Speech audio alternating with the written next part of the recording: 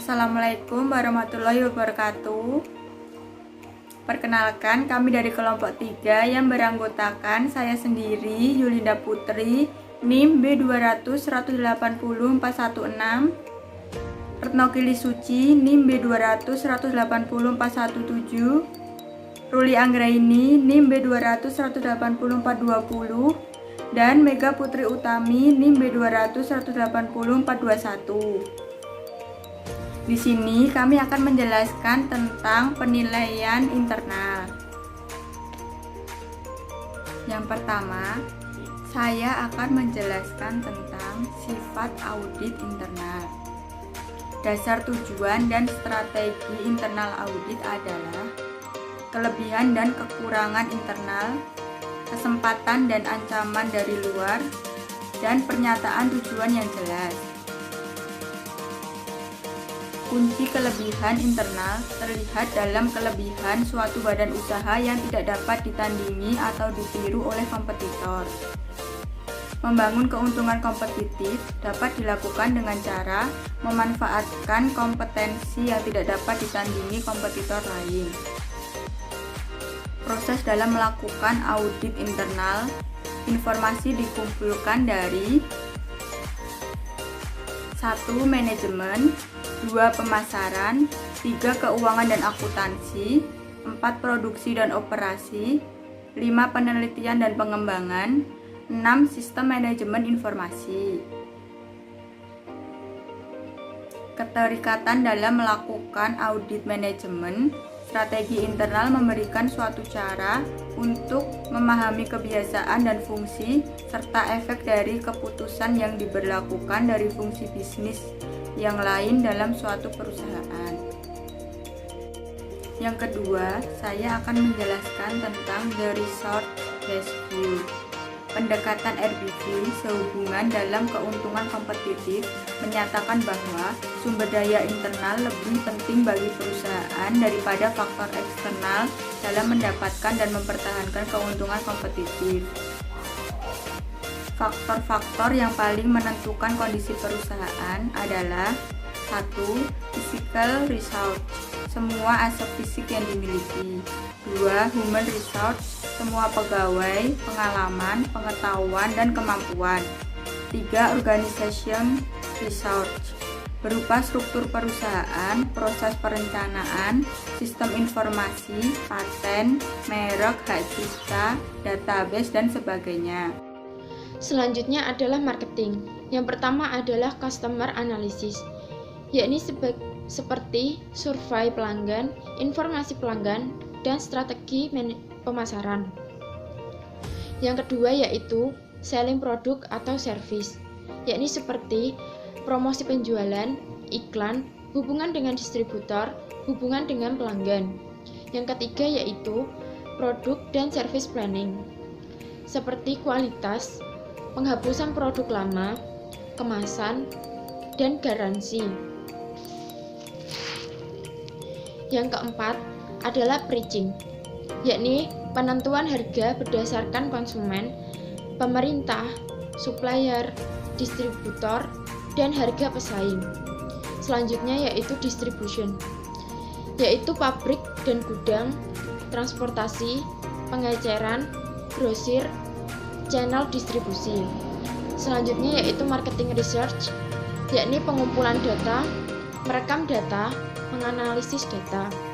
Yang terakhir yaitu cost atau benefit analysis, yakni seperti penilaian biaya, keuntungan, dan risiko. Selanjutnya adalah manajemen. Manajemen dibagi menjadi 5. Yang pertama adalah planning. Planning adalah segala proses manajerial sebagai persiapan masa depan guna untuk meningkatkan keuntungan dan hasil yang ingin didapat. Contohnya adalah perencanaan. Yang kedua adalah organizing, segala aktivitas manajerial yang menghasilkan struktur tugas dan hubungan otoritas. Contohnya adalah kontrol, kesatuan pemimpinan, koordinasi, dan analisis. Yang ketiga adalah motivating, segala usaha yang digunakan atau dilakukan demi membimbing kebiasaan manusia. Contohnya adalah kepemimpinan, tim kerja, komunikasi, dan pengubahan kebiasaan. Yang keempat adalah staffing. Staffing adalah aktivitas yang difokuskan pada tiap pegawai, contohnya administrasi gaji, interview, penugasan, dan pelatihan. Yang kelima adalah controlling. Segala aktivitas manajerial yang ditujukan untuk memastikan hasil yang dicapai sesuai dengan hasil yang direncanakan. Contohnya adalah kontrol kualitas, keuangan, penjualan, persediaan. Selanjutnya adalah keuangan atau akuntansi. 1. Fungsi keuangan atau akuntansi. Menurut James Van Hom, fungsi keuangan atau akuntansi terdiri atas 3 keputusan, yaitu keputusan investasi atau capital budgeting.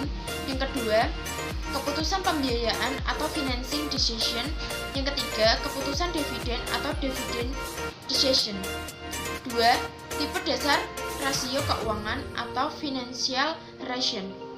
Rasio keuangan dapat diklasifikasikan menjadi 5, yaitu liquidity ration, kedua leverage ration, yang ketiga activity ration, yang keempat profitability ration, dan yang kelima ground ration. Nah, selanjutnya ada penelitian dan pengembangan atau disebut dengan lead bank.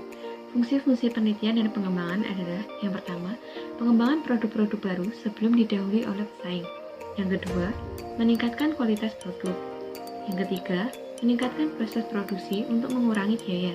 Yang keempat, fungsi-fungsi ini dapat dilakukan secara internal maupun eksternal. Penelitian dan pengembangan internal dan eksternal. Distribusi biaya dalam aktivitas lead bank berbeda-beda pada masing-masing perusahaan dan industri. Tetapi, total biaya lead bank umumnya tidak melebihi biaya awal produksi dan pemasaran. Pendekatan-pendekatan yang biasa digunakan untuk menentukan alokasi anggaran lead bank yaitu: yang pertama, membiayai sebanyak mungkin proposal proyek. Yang kedua, menggunakan metode persentase penjualan. Yang ketiga, menganggarkan sejumlah biaya lead bank yang dikeluarkan oleh pesaing. Kemudian, yang keempat, memutuskan seberapa banyak produk baru yang sukses yang dibutuhkan dan bekerja mundur untuk memperkirakan investasi lead bank yang dibutuhkan. Nah, untuk bentuk dasar penelitian dan pengembangan dalam suatu organisasi yaitu: yang pertama, lead bank internal, di mana suatu perusahaan menjalankan sendiri departemen lead banknya. Yang kedua, lead bank kontrak atau disebut dengan lead bank eksternal, di mana suatu perusahaan mempekerjakan peneliti independen atau agensi independen untuk mengembangkan produk spesifik. Nah, selanjutnya ada sistem informasi manajemen. Untuk sistem informasi manajemen sudah kita dapatkan di materi semester sebelumnya. Jadi kita sudah tidak asing untuk sistem informasi manajemen. Adapun tujuan sistem informasi manajemen adalah untuk meningkatkan kinerja suatu perusahaan dengan meningkatkan kualitas keputusan manajerial.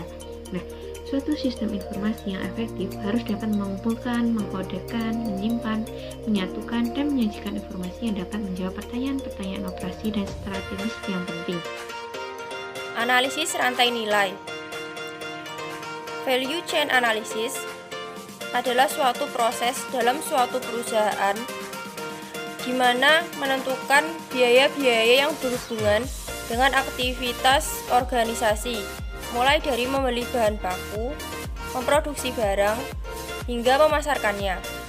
VCA bertujuan untuk mengidentifikasi di mana letak keuntungan dan kerugian biaya rendah di sepanjang rantai nilai bahan baku hingga aktivitas pelayanan pelanggan. Jadi di dalam VCA ini perusahaan itu akan mengidentifikasi di mana letak keuntungan dan kerugian terendah di sepanjang rantai nilai, dari mulai membeli bahan baku hingga terciptanya produk dan dipasarkannya produk itu hingga sampai ke tangan pelanggan. Matriks evaluasi faktor internal. Evaluasi faktor internal atau matriks IFE digunakan untuk mengetahui faktor-faktor internal perusahaan berkaitan dengan kekuatan dan kelemahan yang dianggap penting. Data dan informasi aspek internal perusahaan dapat digali dari beberapa fungsional perusahaan, misalnya dari aspek manajemen, bisa juga dari aspek keuangannya, dari aspek SDM, dari aspek pemasaran, dari aspek sistem informasi, dari produksi dan operasi. Langkah-langkah untuk mengembangkan matriks IFI adalah sebagai berikut. Yang pertama, buat daftar faktor internal kunci. Yang kedua, tetapkan bobot mulai dari 0 sampai 1. Yang ketiga, tetapkan rating 1 sampai 4 untuk masing-masing faktor tersebut. Yang keempat, kalikan bobot dengan rating. Nah, yang kelima, jumlahkan skor tertimbang. Terima kasih, sekian presentasi dari kelompok 3. Kurang lebihnya mohon maaf. Wassalamualaikum warahmatullahi wabarakatuh.